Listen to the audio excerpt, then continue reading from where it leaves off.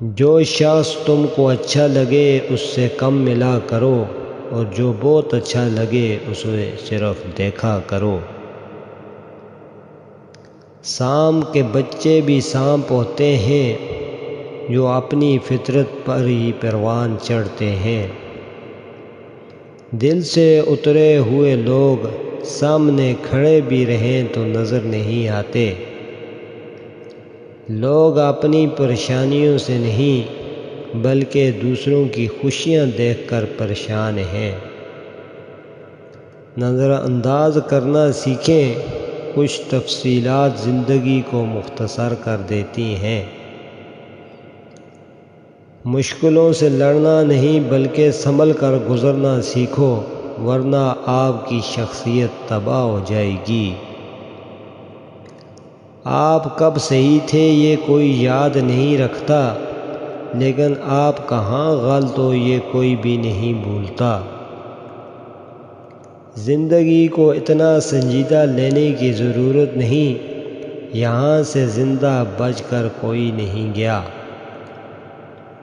زندگی کا سب سے مشکل کام اپنے علم پر عمل کرنا ہے۔ انسان اپنے اخلاق کی وجہ سے دل میں اتر جاتا ہے یا دل سے اتر جاتا ہے۔ دنیا میں کامیاب جوڑا صرف جرابوں کا ہوتا ہے، کیونکہ ایک کے بنا دوسرا کسی کام کا نہیں ہوتا۔ زندگی کو ہمیشہ مسکرا کر گزارو، کیونکہ تم نہیں جانتے یہ کتنی باقی ہے۔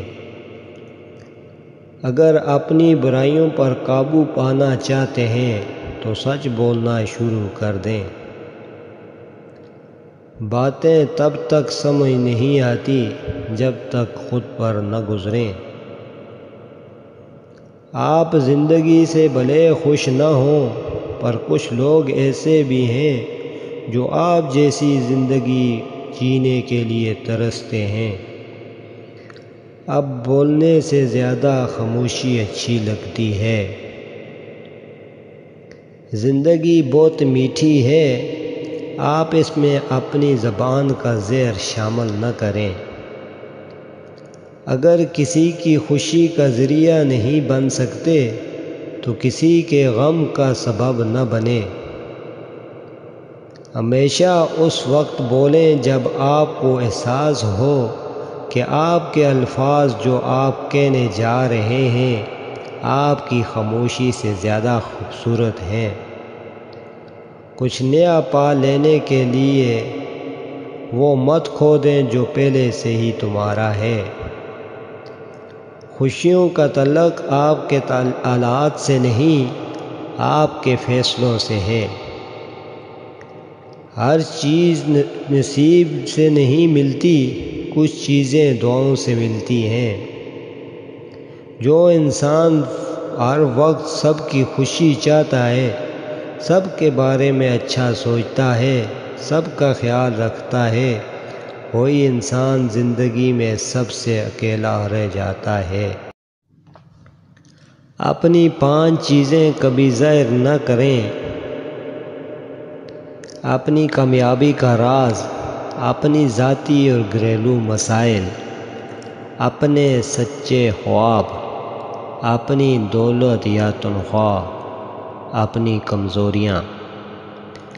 5 چیزوں میں کبھی شرم محسوس نہ کریں۔ اپنے غریب دوست میں، بوڑھے والدین میں، سادہ زندگی میں، پرانے کپڑوں میں، سوال کرنے میں۔ 5 حالتوں میں ہمیشہ خاموش رہیں۔ شدید غصے کی حالت میں، بے یقینی اور شک و شبہ کی حالت میں، عبادت کی حالت میں، شدید جذباتی لمحات میں، غم، سوگ اور پریشانی کی حالت میں۔